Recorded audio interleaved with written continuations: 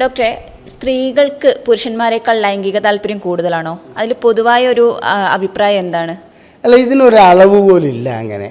അതായത് നമ്മളിപ്പോൾ എന്നാ വെച്ചിട്ടുണ്ടെങ്കിൽ ഒരളവ് പോലും വെച്ചിട്ട് സ്ത്രീക്കാണോ പുരുഷനാണോ ലൈംഗികമായിട്ടുള്ള താല്പര്യം കൂടുതൽ, അത്തരം ഒരു ഞങ്ങളുടെ ഇവിടെ ക്ലിനിക്കിൽ ഇവളെ കൊണ്ട് സ്വൈര്യം കെട്ടെന്നും പറഞ്ഞ് ചില പുരുഷന്മാർ വിളിച്ചുകൊണ്ട് വരാറുണ്ട്. കാരണം വെച്ചിട്ടുണ്ടെങ്കിൽ അതിൻ്റെ ഹിസ്റ്ററി എടുക്കുമ്പോൾ അവർക്ക് വേറെ ജോലിയൊന്നുമില്ല. അവരെ സംബന്ധിച്ച് ആകെപ്പാടെ അവർക്ക് ലഭിക്കുന്ന ആനന്ദം എന്താണെന്ന് വെച്ചിട്ടുണ്ടെങ്കിൽ ഭർത്താവ് വന്നിട്ടൊന്ന് ലൈംഗിക ബന്ധത്തിൽ ഏർപ്പെടുന്നതാണ്. പിന്നെ ഒരു പ്രായത്തിൻ്റെ ഘടകമുണ്ട്. അതുപോലെ തന്നെ ആർത്തവ ചക്രത്തിൻ്റെ ഘടകമുണ്ട്. പീരീഡ് അടുക്കാറാകുന്ന സമയത്ത് സ്ത്രീകൾക്ക് നല്ല ലൈംഗിക താല്പര്യം ഉണ്ടാവും. അതുപോലെ തന്നെ പീരീഡിൻ്റെ സമയത്തും ചില സ്ത്രീകൾക്ക് നല്ല ലൈംഗിക താല്പര്യം ഉണ്ടാവും. അപ്പോൾ ആ പീരീഡുമായിട്ട് അതിനകത്ത് ബന്ധമുണ്ട്. അപ്പോൾ ഇത് നമ്മൾ എന്ത് അളവ് പോലും വെച്ചിട്ടാണ്, പുരുഷന് പീരീഡ് ഇല്ലല്ലോ, അപ്പോൾ ഇത് രണ്ടും കൂടെ കമ്പയർ ആൻഡ് കോൺട്രാസ്റ്റ് ഇതിൽ നടക്കില്ല. അപ്പോൾ ആർക്കാണ് കൂടുതൽ ലൈംഗിക താല്പര്യം, സ്ത്രീക്കാണോ പുരുഷനാണോ എന്ന് ചോദിച്ചാൽ ഒരു കാര്യം ഞാൻ പറയാം, ലൈംഗിക താല്പര്യം രണ്ടു കൂട്ടർക്കും ഉണ്ട്. പക്ഷേ അത് ഒതുക്കി പിടിച്ച് വയ്ക്കാനുള്ള കഴിവ് സ്ത്രീകൾക്കുണ്ട്, പുരുഷനതില്ല. അതുകൊണ്ടാണ് പുരുഷന് ആക്രാന്തം കാണിച്ച് അവിടെ എവിടെയും പോയിട്ട് ജയിലിൽ കയറി കിടക്കണ പരിപാടികൾ ഓരോന്നാണ് കാണിക്കുന്നത്. പറഞ്ഞ മനസ്സിലായില്ലേ? പിന്നെ മൊത്തത്തിൽ പറയുകയാണെങ്കിൽ സ്ത്രീകൾക്കാണ് ലൈംഗികമായിട്ടുള്ള താല്പര്യം കൂടുതലെന്നോ ആഗ്രഹം കൂടുതലെന്നോ പറയുന്നതിൽ തെറ്റില്ല. അതിൻ്റെ കാരണം എന്താണെന്ന് വെച്ചിട്ടുണ്ടെങ്കിൽ അവരെ സംബന്ധിച്ചിടത്തോളം അവർക്ക് ആനന്ദം ലഭിക്കുന്നത് ലൈംഗികതയ്ക്കിടെയാണ്. പുരുഷന് മറ്റു പല സാമൂഹ്യ വ്യവസ്ഥിതി വെച്ചാണ് പറയുന്നത്, മറ്റ് പല കാര്യങ്ങൾ കൂടി ആനന്ദം ലഭിക്കാമോ, അല്പം വെള്ളം അടിച്ചിട്ട് കറങ്ങി നടക്കാൻ പറ്റും. അപ്പോൾ ഇന്നത്തെ കാലഘട്ടം മാറിയുകൊണ്ട് പല രീതിയിൽ അതിനകത്ത് മാറ്റങ്ങൾ വന്നിട്ടുണ്ട്. എന്നിരുന്നാലും സ്ത്രീകളെ സംബന്ധിച്ചിടത്തോളം അവർക്ക് ഏറ്റവും കൂടുതൽ ആനന്ദം ലഭിക്കുന്നത് ലൈംഗിക ബന്ധത്തിൽ കൂടെ തന്നെയാണ് ഇന്നത്തെ സാഹചര്യത്തിൽ. അതുകൊണ്ട് നമ്മളതിനെ ഒരു കണക്ക്, അതായത് ഇന്നതാണെന്ന് സ്ഥാപിച്ചെടുക്കാനൊന്നും കഴിയില്ല. സ്ത്രീക്ക് ലൈംഗികത കൂടുതലും പുരുഷന് ലൈംഗികത കുറവാണെന്ന്. ഏതൊരു മലയാളം പാട്ടുണ്ട്, നിങ്ങളുടെ ഇടയിൽ ആണിനോ പെണ്ണിനോ നിയന്ത്രിക്കാനാവാത്ത പ്രണയദാഹം എന്നെങ്ങാണ്ടും പറഞ്ഞ്. ഈ പാട്ടൊക്കെ എഴുതിയ കവികളുടെ ഭാവനയൊക്കെ ആയിട്ട് വെച്ചിട്ട് ശാസ്ത്രീയ കാര്യങ്ങൾ ചർച്ച ചെയ്യാൻ പറ്റില്ല. സ്ത്രീക്കാണോ പുരുഷനാണോ ലൈംഗിക ആഗ്രഹം കൂടുതൽ താല്പര്യം കൂടുതൽ എന്നൊക്കെ ചോദിച്ചാൽ അതിലെനിക്ക് ഉത്തരം നൽകാൻ കഴിയില്ല. ഏതായാലും ഞങ്ങൾക്ക് അത്ര കേസുകൾ വരാറുണ്ട്. അതായത് ഇവളെ കൊണ്ട് സ്വൈര്യം കിട്ടുമെന്നൊക്കെ പറഞ്ഞ് ചില സ്ത്രീകളെ പിടിച്ചുകൊണ്ട് അപ്പോൾ അവരുമായിട്ടൊരു ഇൻ്റർവ്യൂ നടത്തുമ്പോൾ അതായത് ഭർത്താവിൻ്റെ പോരായ്മയാണ് ഞങ്ങൾക്ക് കൂടുതലായിട്ട് കണ്ടുപിടിക്കാൻ കഴിഞ്ഞിട്ടുള്ളത്. അവർക്ക് വേണ്ടത്ര ലൈംഗികത ഇദ്ദേഹം നൽകുന്നില്ല എന്നുള്ളതാണ് ഞങ്ങൾക്ക് മനസ്സിലാക്കാൻ കഴിഞ്ഞിട്ടുള്ളത്.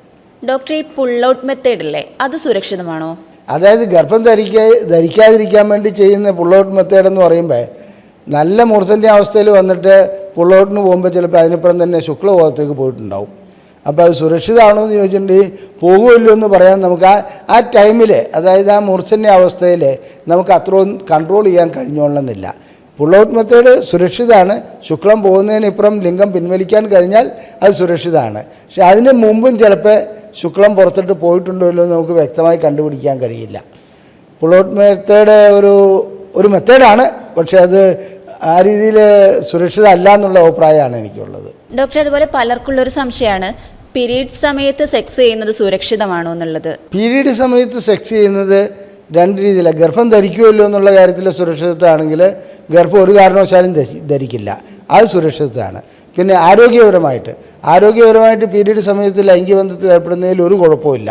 അവിടെ പ്രശ്നങ്ങളൊന്നുമില്ല. രണ്ടുപേർക്കും താല്പര്യമുണ്ടെങ്കിൽ, ഒരാൾക്ക് താല്പര്യമുണ്ട് മറ്റേ താല്പര്യമില്ലെങ്കിൽ അത് ചെയ്യരുത്. പിന്നെ അതൊരു വൃത്തികെട്ട രീതിയാണോ അല്ലെങ്കിൽ മറ്റു രീതിയിൽ അത് തെറ്റാണോ എന്നും ചോദിച്ചാൽ അത് മതപരമായ കൺസെപ്റ്റൊക്കെ പലതും ഉണ്ട്. അതിലൊന്നും വലിയ കാര്യമൊന്നുമില്ല. പീരീഡ് സമയത്ത് ലൈംഗിക ബന്ധത്തിൽ ഏർപ്പെടാൻ രണ്ട് വ്യക്തികൾക്കും താല്പര്യമുണ്ടെങ്കിൽ അവരങ്ങ് ബന്ധപ്പെടുന്നത് തന്നെയാണ് നല്ലത്. ഡോക്ടർ, നമ്മൾ മൊബൈൽ അധികമായിട്ട് ഉപയോഗിക്കുന്നത് ലൈംഗിക ശേഷി കുറയ്ക്കുമോ? അല്ല, ഇത് ഏത് രീതിയിൽ അതിൻ്റെ റേഡിയേഷൻ വഴിക്കാണോ കുറയ്ക്കുക എന്നുള്ളൊരു ചോദ്യം ഉണ്ടെങ്കിൽ നമ്മൾ പോക്കറ്റിലൊക്കെ ഇട്ട് കഴിഞ്ഞാൽ പ്രശ്നങ്ങളെ ബാധിക്കും. അതൊക്കെ വളരെ വളരെ എന്നാ വെച്ചാൽ സാധ്യത കുറവുള്ള കാര്യമാണ്. പിന്നെ മൊബൈൽ അധികമായിട്ട് അതിനകത്ത് തന്നെ കുത്തിയിരിക്കുകയാണെങ്കിൽ കമ്പ്യൂട്ടറിലായാലും ഈ IT ഫീൽഡിലുള്ള മിക്കവർക്കും ലൈംഗികത വളരെ ഇല്ലാണ്ടാവുന്നുണ്ട്. അതിൻ്റെ കാരണം എന്ന് വെച്ചിട്ടുണ്ടെങ്കിൽ അവരുടെ ബ്രെയിൻ വേറെ രീതിയിലേക്ക് ചാടിക്കൊണ്ടിരിക്കും. നമ്മുടെ ബ്രെയിനിൽ ലൈംഗികതയുടേതായ ചില കേന്ദ്രങ്ങളുണ്ട്. അതിന് പ്രവർത്തിക്കാനുള്ള സമയം കൊടുക്കാത്തൊരവസ്ഥയായിരിക്കും ഈ മൊബൈൽ കൂടുതലായിട്ട് ഉപയോഗിച്ചാൽ. അതിപ്പോൾ എന്നും ഇങ്ങനെ എന്നാ വെച്ചിട്ട് ഡിറ്റക്റ്റീവ് സിനിമയും ഹൊറർ സിനിമയും മാത്രം കാണുന്നവന് അവന് കണ്ണു തുറന്ന് പുറത്തേക്ക് വരുമ്പോഴും സാധാരണ ലോകമല്ല അവൻ കാണുന്നത്, എല്ലാത്തിനും ആ രൂപത്തിലായിരിക്കും കാണുക എന്ന് പറഞ്ഞുകൊണ്ടുള്ള തകരാറില്ലാതെ റേഡിയേഷൻ വഴിക്കോ അല്ലെങ്കിൽ അങ്ങനെ എങ്ങനെയൊക്കെ ഇതൊക്കെ കുറേ വരട്ട് തത്വവാദം എന്ന് പറയണതാണ്. ചുമ്മാ ഒരു ഫിലോസഫി അടിച്ചേൽപ്പിക്കണം, മൊബൈൽ മൊബൈൽ ഉപയോഗിച്ചാൽ ലൈംഗികത കുറയും. മൊബൈൽ നമ്മൾ നമ്മുടെ ആവശ്യത്തിന് ഉപയോഗിക്കുകയാണെങ്കിൽ ഒരു കുഴപ്പമില്ല. അധികമായി ഉപയോഗിക്കാന്ന് പറഞ്ഞാൽ അതിൽ തന്നെ കണ്ടിരുന്നുകൊണ്ട് നിരന്തരം യൂട്യൂബ് മാത്രം കാണുകയാണെങ്കിൽ ലൈംഗികതയിലേക്ക് വരില്ല. അത് എല്ലാ കാര്യങ്ങളും അങ്ങനെ എന്നും കമ്പ്യൂട്ടർ തുറന്നിട്ടിരുന്നിട്ട് എന്നാച്ചിൻ്റെ അതിനകത്ത് മാത്രം വർക്ക് ചെയ്തുകൊണ്ടിരിക്കുക. അതുകൊണ്ട് തന്നെയാണ് ഈ ബാങ്ക് മാനേജർമാർ, IT ഫീൽഡ് അവരെല്ലാം ചിന്തകൾ മാറിപ്പോവുകയാണ്. അതായത് അവരുടെയൊക്കെ ബ്രെയിൻ വർക്ക് ചെയ്യുന്ന വേറെ, എപ്പോഴും മാനേജർക്ക് ടാലി ആയാലേ സമാധാനമാവുള്ളൂ. അതുപോലെ തന്നെ IT ഫീൽഡിൽ സോഫ്റ്റ്വെയർ ഉണ്ടാക്കുകയാണെങ്കിൽ അത് ആ പ്രൊജക്റ്റ് തീരുന്നവരെ അവന് വെപ്രാളാണ്. അങ്ങനെ വരുമ്പോൾ ലൈംഗികത ഉണ്ടാവില്ല. അതിൻ്റെ കുറ്റം മൊബൈലല്ല, നമ്മൾ എത്രത്തോളം സമയം ഏത് രീതിയിൽ അതിനെ ഉപയോഗിക്കുന്നു എന്നുള്ളതാണ്. ഡോക്ടറെ, സ്റ്റാമിന വർദ്ധിപ്പിക്കാനായിട്ട് എന്തൊക്കെ ഭക്ഷണങ്ങൾ ഡയറ്റിൽ ഉൾപ്പെടുത്താൻ കഴിയും? അതിനകത്ത് സാധാരണഗതിയിൽ നമുക്ക് ഒരു കാര്യം പറയാം. ആൻറ്റി ഓക്സിഡൻസ് ഉള്ള എല്ലാ ആഹാര പദാർത്ഥങ്ങളും അതിനകത്ത് ഗുണം ചെയ്യും.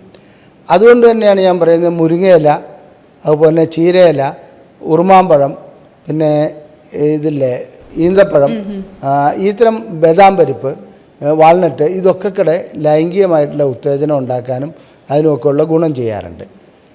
പിന്നെ കഴിക്കരുതാത്ത കാര്യങ്ങൾ എന്ന് വെച്ചിട്ടുണ്ടെങ്കിൽ ബീഫ് അത്ര ഗുണം ചെയ്യുന്ന കാര്യമല്ല. അതുപോലെ തന്നെ മുട്ടയുടെ മഞ്ഞ ഗുണം ചെയ്യുന്ന കാര്യമല്ല. കൊക്കക്കോള, മിറാണ്ട അങ്ങനെയുള്ള ആ ബീവറേജസ് ഗണത്തിൽപ്പെട്ട ഒന്നും ഗുണം ചെയ്യില്ല. പിന്നെ അതുകൂടാതെ തന്നെ മദ്യവും ഗുണം ചെയ്യുന്ന ഒന്നല്ല. അപ്പോൾ സ്റ്റാമിന വർദ്ധിക്കുക എന്ന് പറയുന്നതിന് നമ്മൾ നല്ല രീതിയിൽ ആഹാരം കഴിക്കണം. ഈ പറഞ്ഞ കാര്യങ്ങളൊക്കെ നല്ലതാണ്. അതുപോലെ തന്നെ അതിനോടനുബന്ധിച്ച് വ്യായാമവും ചെയ്യണം. വ്യായാമം ചെയ്യാതെ ഇത് മാത്രം കഴിച്ചുകൊണ്ടിരുന്നിട്ട് കാര്യമില്ല. ഡോക്ടറെ, ഇപ്പോൾ പുകവലിക്കുന്ന ഒരുപാട് പുരുഷന്മാരുണ്ട്. അപ്പോൾ പുകവലി നമ്മുടെ ലൈംഗികതനെ എങ്ങനെയാണ് ബാധിക്കുക? അയ്യോ, പുകവലിച്ചാൽ ലൈംഗികത ഇല്ലാതെയാവും, അതിനകത്ത് ഒരു സംശയമില്ല. അതിൻ്റെ കാരണം എന്ന് വെച്ചാൽ ഇത് ചെറിയ ചെറിയ രക്തക്കൊള്ളുകളെ അടച്ചു കളയും. നിക്കോട്ടിൻ്റെ ഒരു പ്രത്യേകത അതാണത്. അത് മാത്രമല്ല, പുകവലിക്കുന്നതോടുകൂടി നമ്മളെ സംബന്ധിച്ചിടത്തോളം നമ്മുടെ ബ്രെയിനിനെ അത് ഇഫക്റ്റ് ചെയ്യുന്നുണ്ട്. ബ്രെയിനിന് വേണ്ടി ഉൽപ്പാദിപ്പിക്കപ്പെടേണ്ട ഹോർമോണുകളും സ്റ്റിമുലേഷൻസും ഒക്കെ സ്ലോ ആവും. അപ്പോൾ ഹോർമോൺ ഉൽപ്പാദനത്തെ അത് ബാധിക്കുന്നുണ്ട്, ന്യൂറോണിൽ ഇതിനെ ബാധിക്കുന്നുണ്ട്. ഇതുകൂടാതെ പുകവലിക്കുകയാണെങ്കിൽ മാരകമായിട്ടുള്ള മറ്റ് അസുഖങ്ങൾ, ക്യാൻസറും ലങ്സിൻ്റെ പ്രശ്നങ്ങളും ഒക്കെ പറയാതെ തന്നെ എല്ലാവർക്കും അറിയാവുന്ന ലൈംഗികതയെ ബാധിക്കുന്നതിൻ്റെ പ്രശ്നം എന്താണെന്ന് വെച്ചിട്ടുണ്ടെങ്കിൽ ലിംഗത്തിലേക്കുള്ള രക്തക്കൊള്ളുകൾ പെട്ടെന്ന് അടയും. അതിൻ്റെ എൻഡോത്തീലിയം അത് തകരാറിലാക്കും. അപ്പോൾ അത് ബ്ലോക്ക് ആവുന്നതുകൊണ്ട് ലൈംഗികമായിട്ടുള്ള ബന്ധം ഇതിലേർപ്പെടാൻ കഴിയാത്തൊരവസ്ഥ വരും. ഇനി ഒരു കാര്യം കൂടെ പറയാം. പ്രമേഹമുള്ള ഒരു വ്യക്തിയോ പ്രഷറുള്ള ഒരു വ്യക്തിയോ ഹാർട്ട് അറ്റാക്ക് ഉള്ള ഒരു വ്യക്തിയോ പുകവലിക്കുകയാണെങ്കിൽ എരുതിയിൽ എണ്ണ ഒഴിക്കുന്നത് പോലെയാണ്. അവരുടെ ലൈംഗിക ശേഷി മാത്രമല്ല, അവരുടെ അസുഖം പെട്ടെന്നങ്ങ് മൂർച്ചീകരിക്കും. അതുപോലെ തന്നെ ലൈംഗിക ശേഷി വല്ലാതെ ഇല്ലാതെയാവും. ഏറ്റവും ആദ്യം മനസ്സിലാക്കേണ്ടത്, നമ്മൾ കാശ് കൊടുത്തിട്ട്, അത് പണം കൊടുത്തിട്ട് പാമ്പിനെ വാങ്ങുക എന്ന് പറയുന്ന പരിപാടിയാണ് ഈ പുകവലിക്കുന്നത്. ഇത്രയല്ല, ഇത് മറ്റു മദ്യം പോലെയൊന്നുമല്ല. ഇതെപ്പോഴും നമുക്ക് പോക്കറ്റിൽ കൊണ്ട് കിടക്കാം. മദ്യമാണ് നമ്മളൊരു സ്ഥലത്ത് പോകണം. അപ്പോൾ ഇതിനൊരു നിയന്ത്രണം കിട്ടില്ല. ഒരിക്കൽ വലിച്ചു കഴിഞ്ഞാൽ വീണ്ടും വീണ്ടും വലിക്കാൻ ഇങ്ങനെയുള്ള ഒരു പ്രവണത വരും. പിന്നെ അത് അവസാനം മറ്റേ TV പറയുന്നോണം പുകവലി ഹൃദ്രോഗം ഉണ്ടാക്കുമെന്നല്ല, പുകവലി നിങ്ങളുടെ ലൈംഗിക ശേഷി തകർക്കും, നിങ്ങളുടെ കുടുംബം ഇല്ലാതാക്കും. അതായത് ഒരു കുടുംബം എന്ന് പറയുന്ന ഇല്ലാതാക്കും. പിന്നെ പുകവലിക്കുന്നതിൻ്റെ ഏറ്റവും വലിയ പ്രശ്നം എന്താണെന്ന് വെച്ചിട്ടുണ്ടെങ്കിൽ ഒരു പ്രായപരിധി കഴിഞ്ഞാൽ അവർക്ക് ജോലി ചെയ്യുന്നതിന് അലസത വരും, വരുമാനത്തിൽ മാറ്റം വരും. അതുകൊണ്ട് പുകവലി ഒരു രീതിയിലും ന്യായീകരിക്കാവുന്ന ഒരു കാര്യമല്ല. എൻ്റെ അഭിപ്രായത്തിൽ പുകവലി ആരോഗ്യത്തിന് ഹാനികരമെന്നുള്ള ബോർഡ് വയ്ക്കുകയല്ല വേണ്ടത്, ഈ സാധനം കംപ്ലീറ്റ് നിരോധിക്കുക വേണ്ടത്. ഡോക്ടറെ, ടെസ്റ്റോസ്റ്റിറോൺ വർദ്ധിപ്പിക്കാൻ വേണ്ടിയിട്ട് എന്തൊക്കെ ചെയ്യാൻ കഴിയും? നമ്മൾ സാധാരണ ഇതിൽ ആഹാരത്തിൽ കൂടെ വർദ്ധിപ്പിക്കാം, വ്യായാമം വഴിക്കും വർദ്ധിപ്പിക്കാം. പിന്നെ ടെസ്റ്റോസ്റ്റിറോൺ തീരെ ഇല്ലാത്ത വ്യക്തിയല്ല, സാധാരണ ഇതിൽ ടെസ്റ്റോസ്റ്റിറോൺ ഉള്ള വ്യക്തികൾക്ക് ടെസ്റ്റോസ്റ്റിറോൺ ഉൽപ്പാദിപ്പിക്കപ്പെടുന്ന ഗുളികകൾ മാർക്കറ്റിൽ ലഭ്യമാണ്. അത് വാങ്ങി കഴിക്കേണ്ട ആവശ്യമൊന്നുമില്ല. നാച്ചുറലായിട്ടുള്ള ആഹാരം കഴിച്ചാൽ തന്നെ ടെസ്റ്റോസ്റ്റിറോൺ ഉണ്ടാവും. അതിൽ പ്രധാനപ്പെട്ട ഒന്നാണ് ഈ അശ്വഗന്ധ, അതുപോലെ തന്നെ നായ്ക്കൊർണപ്പൊടി. ഇതിലൊക്കെ ടെസ്റ്റോസ്റ്റിറോൺ ഉൽപ്പാദിപ്പിക്കാനുള്ള കഴിവുള്ള ഇതുണ്ട്. അതുകൂടാതെ തന്നെ നമ്മുടെ പോമിഗ്രാനേറ്റ്, കാരക്ക, ഇത്തരം ആഹാര പദാർത്ഥങ്ങൾ കഴിക്കുകയാണെങ്കിൽ തീർച്ചയായിട്ടും ഇതുണ്ടാവും.